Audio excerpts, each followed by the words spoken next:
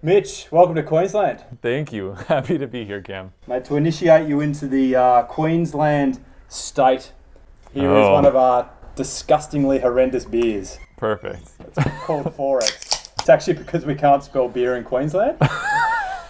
Cheers. So, tell us, what are you... Yeah. How would you describe it? Fruity notes? Or? Delicious, yeah. Slight hint of piss. Yeah, it's not great. You're initiated into Queensland now. Thank you. So what are you doing here? I came to Queensland to see you.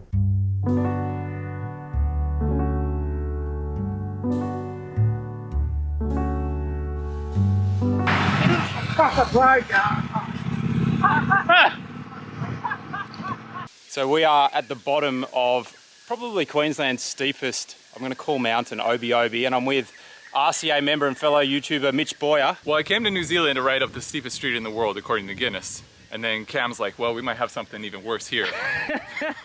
You taught me the word wanker. Right. Here's the dictionary. You know this is a hard hill. That's actually like, you've got to breathe up a hard hill. Yeah. I can do it, it's no problem. Okay, we'll see.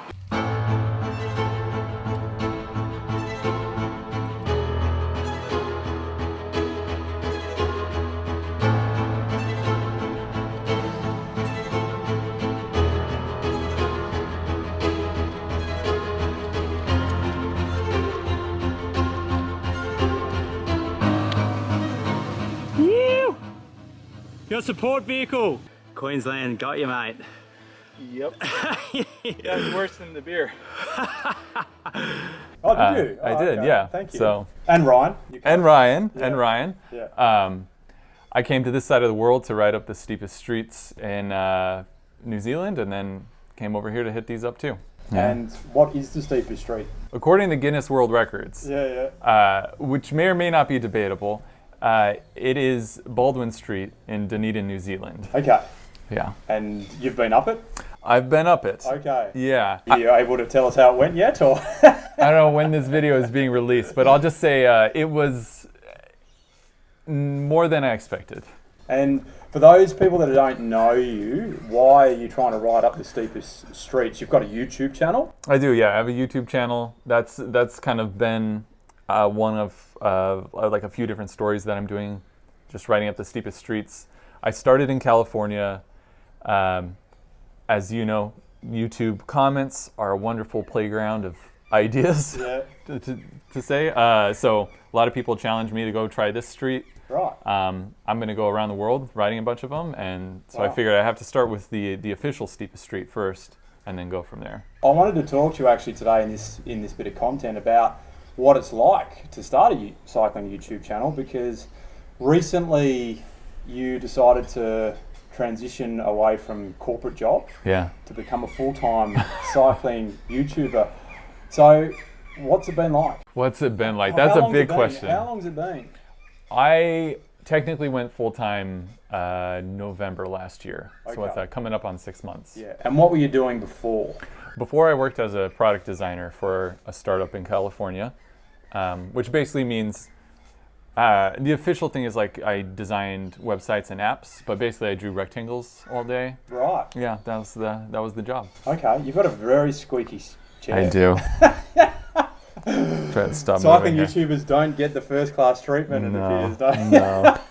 This is the budget I could afford. Yeah. And you also had a YouTube channel. I did, yeah. Before you had a cycling YouTube channel. Mm-hmm. Which is your current channel, so you've transitioned. I did, yeah. What were you doing on your previous channel? My previous channel was a printing channel. Completely different. Did that align to what you did for a job? Yes, a little bit. So between working at startups, I worked as a retoucher. Yeah.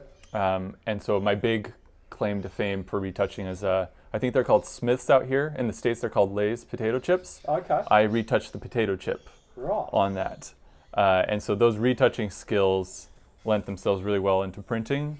And my whole printing channel was basically taking retouching skills, and I would use them to teach printing techniques. And nobody really had done that before, so it like kind of blew people's minds in the printing space, because in fine art printing, it's like very traditional. You don't try these new things. Yeah. The channel did like really well. I still have videos up. They're all unlisted. But basically, it was a lot of, I felt like an imposter.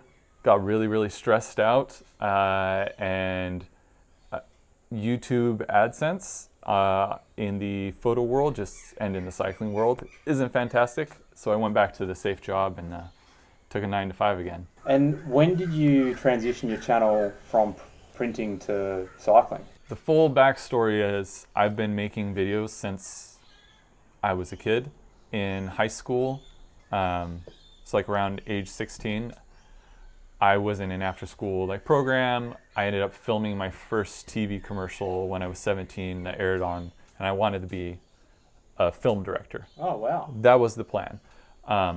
I grew up Mormon. At some point, I thought I can't be a good Mormon boy and a Hollywood director, so I left that all behind. Why not? It was just something I felt like the two worlds didn't agree. Yeah.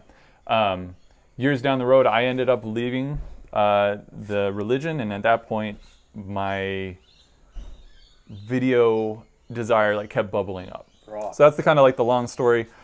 Then you're shooting for adult films instead. Yes, exactly. I have this like lustrous porn career actually also.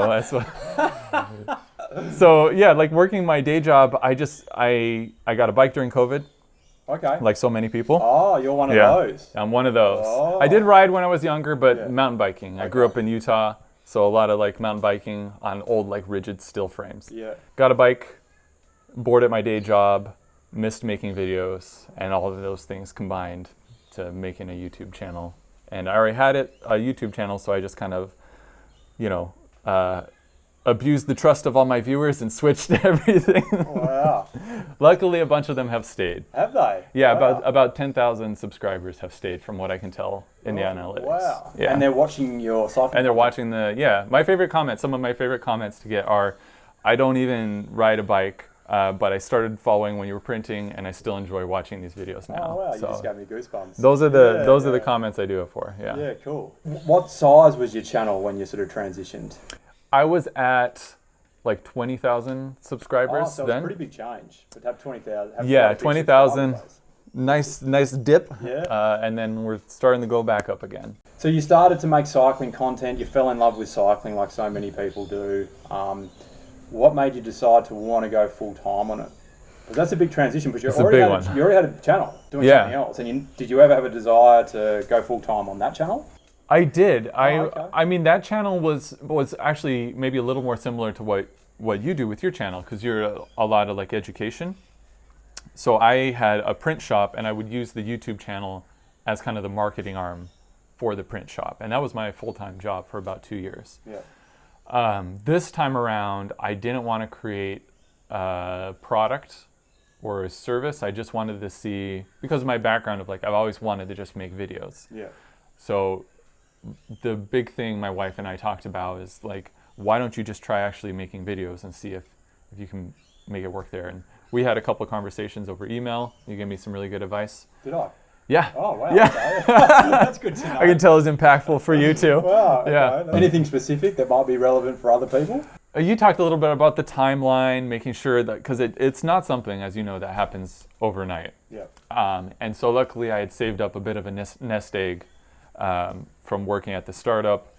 And that nest egg, along with my wife's blessing, was enough to get me to finally be like, all right, I'm going to pull the trigger. Last year was pretty shaky for a lot of U.S. startups. I don't know what it's been like here in Australia. But basically, the company I was working for, great company, love the people that I worked with, but I could kind of see the writing on the wall. Yep. So I decided now's the time to kind of take the plunge. So you've grown the channel pretty quickly, though, I can see. I mean, to go from, you've gone back to say 10,000 subscribers essentially, and you've grown 40,000 subscribers in what, 6 to 7 months? Yeah. Which is huge. What's been your secret? Shorts. Right, okay. Shorts. I would say about 25,000 of those subscribers actually come from shorts. And you've had some big hits in shorts, I've seen. Like I have, yeah. So the Steep Streets videos do really well in shorts. I've got 4 of those that are all over 2 million views. I have one non-Steep Streets video about waxing your chain. Oh, okay. And that one I think is around 2 million views. And those, yeah, so the shorts get a lot of subscribers, but the long form content are the videos that I really enjoy making. Okay. And those are the subscribers I end up like really talking with in the comments and connecting with.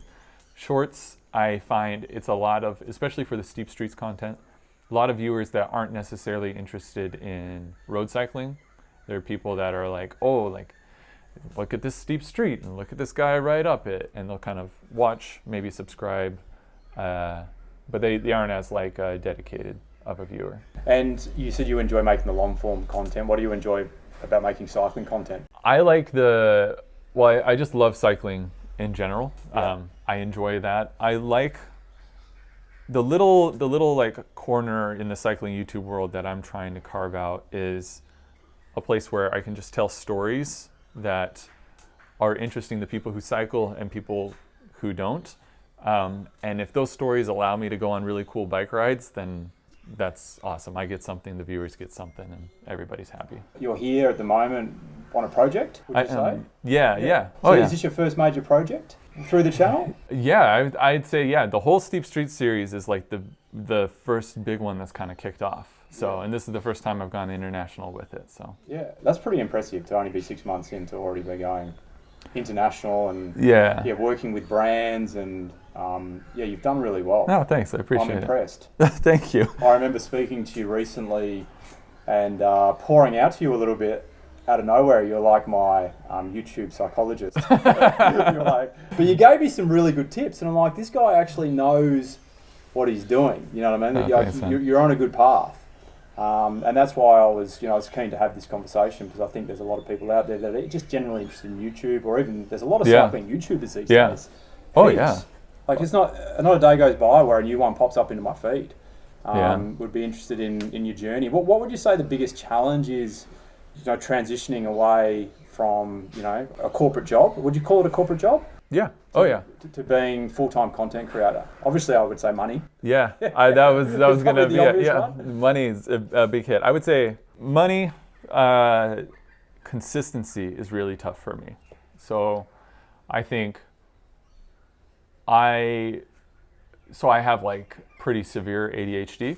I'm either like very focused on something, or I cannot for the life of me get myself to be like motivated to do something. Okay. And I think, when you work for somebody, you don't really have a choice. Like you show up 9 to 5, you have to go, and you're always going to be there. Maybe some days you're not pushing as hard as other days just because you can't. I've had so many jobs. My resume is very obvious that I have ADHD. I'm all over the place. Even in the bit we've talked about 3 of my probably like 20 jobs, and I'm 35 years old. So. Yeah, okay, right. But you seem so calm as well for somebody with, Oh, I appreciate it. Okay. We'll find out over the next few days. Exactly. Yeah. But yeah, I think when you're your own boss, it's a double-edged sword, right? So when I'm really motivated, it's really nice to be able to like just, pick up the torch and get going when I feel motivated. When I don't feel motivated, it's really tough because I have no external motivation to kind of like keep me on track. So for me personally, that's kind of my little YouTube journey struggle. Luckily, I have a really supportive wife. Do you think that's sometimes because you choose content that you're not that motivated in, and it's just by accident that you do that? And then you figure out as you go through the journey, it's like, because I've done that a lot. Yeah, that's a good point. Yeah. Totally. I've noticed if I'm not interested in the video, it doesn't get done. Yeah. The other thing, then this may be applicable to other people, is if I bite off more than I can chew. So when I first started, I wanted to make all of these epic videos. Yeah. The video I did about training with you was like a month-long project. It took a long time. I was intimidated by that project for so long. I was just afraid of getting started for so long. That was a great video, by the way. Thank you. Maybe I'm biased because I was involved in it and so was the RCA, but a lot of RCA members have come to us saying that was a great bit of content. Mitch did. Good. Yeah. I'm glad. Yeah. I'm really happy to hear that. I was terrified of making that video. Yeah. So I think my advice would be for for new YouTubers in this vein is don't be afraid of starting like small and just finding like a minor improvement to make every single video. And so that's been my approach lately is I'll make a video that I know I can make, and at the end of it, I review the video with a little group of like fellow YouTubers. Oh, okay. You've got a little YouTube group. Every Sunday we like meet. Mr. Beast used to have. Yeah, yes, exactly. Yeah. And we kind of like critique each other's videos, and then I pick one thing from the critique to do in the next video. Yeah. And I figure, since I'm in this for the long game, if each video I just improve one thing, then down the line I'll be making pretty awesome videos. Yeah. Okay. How do you go then with videos that may not perform? Because obviously YouTube, sometimes you can put in a lot of effort on a video, you're excited about it, you think it's going to go well, and then all of a sudden you hit submit and it's not doing so well. That never happens to me. They're always thinking. They're always 1 of 10. No. Those are hard. It's really, really hard. The ones that usually with one I can like brush it off. I'm on to the next one. Because usually like I'll post the first day, I'm obsessively checking the metrics, and then after that, what really hurts is when I get 2 or 3 of them in a row. Right. And that's when the demons start coming in. Like, what am I doing? Am I off track?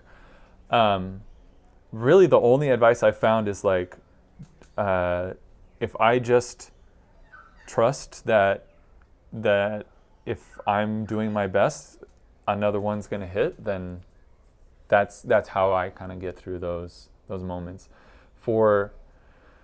I'm trying to find a balance between videos I want to make and videos that I know other people want to make. Yep. And I think that balance is really tough for YouTubers because it can be really easy to just be like, I want to make this video about this ride I'm going on because I'm really excited about this ride. And the truth is, 99% of viewers don't give a shit about the ride you're going on, no matter how epic it is. Yep. They have to get something out of it for themselves. And so I see a lot of YouTube creators that go too far on this side.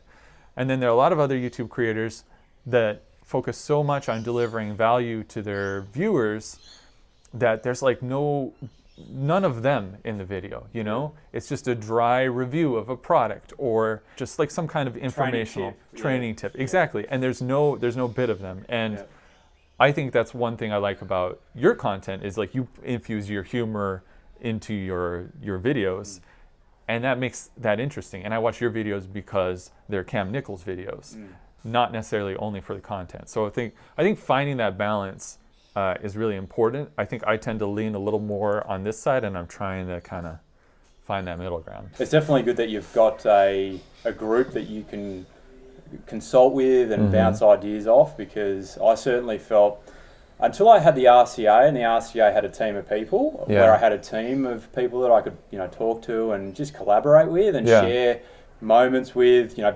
positive moments, negative moments, that I did feel quite isolated in what I did. So you have a few bad videos in a row, you get a few trolling comments, it can actually affect you quite significantly. You can feel quite down. Have you had many trolls? Oh yeah, there's the Steve Street. Oh yeah. I think the printing channel had some pretty hardcore trolls, and that gave me a thick skin. I was so stressed out from it, I developed rashes all over my body. From the printing From the printing ones. Wow. You get a lot of like really upset like 65-year-old men in the printing world. I don't know why. And, oh man, yeah. So the cycling world trolls, I'm like, really? Wow, that's interesting to know. Yeah, but the Steve Streets videos get the most. But I think my approach to trolls is I either ignore them completely, or I reply in the most positive way possible. Yes. I just try to like kill them with kindness, or validate them. A lot of cycling, they're like, well, my FTP is higher, or I can do this.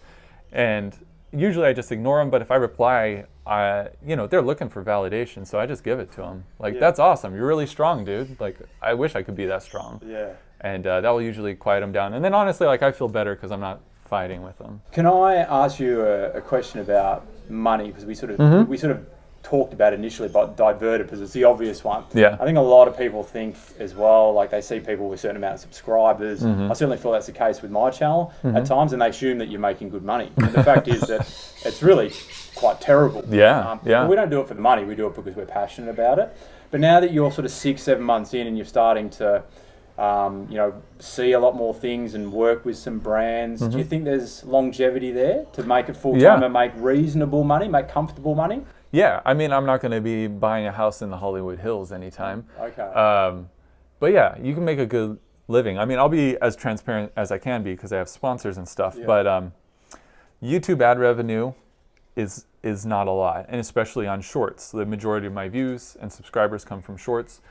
A video with 2 million views on shorts right now that just started getting monetized, it'll be like $100. Ooh. Yeah. Good. You can take your wife out. You love. I know. Yeah. For dinner. We can do. We can have dinner and no drinks in LA. Yeah. Yeah. But like right now, luckily, so I think every time I see a lot of people complaining about sponsored videos, I get it. But I think what some people don't understand is without those sponsored videos, a lot of your favorite content creators would not be able to make videos. I definitely wouldn't be able to. I tried doing the work and make videos every once in a while. I'm kind of like an all-in or all-out kind of personality, and I just couldn't do it. Sponsors are the only way I can do it. And frankly, right now, there's it's interesting learning how to run the business of a content creation business. And so I've lined up a bunch of sponsorships for the year, but then there's cash flow. Even though it looks from the outside like I'm super successful, I'm gonna have to be doing some freelancing gigs, to cover costs probably for the next half a year. And then after that, if things continue, then I'll be able to actually be full-time. But Yes. yeah, it's a lot of work. So, I guess summarising, you're going full-time as a YouTuber, what's it like? You're in a happy place? Yeah. You're still finding your feet? Yeah. But you're loving what you're doing? Yeah. Yeah, I think that's the cool thing about YouTube. When I flew to New Zealand, I was riding around this little peninsula next to Dunedin, and I was just laughing to myself because, like a maniac, because I was like, YouTube sent me here. Past you, Oh, I'm sorry, I was like, what's he laughing at? But I mean, how cool!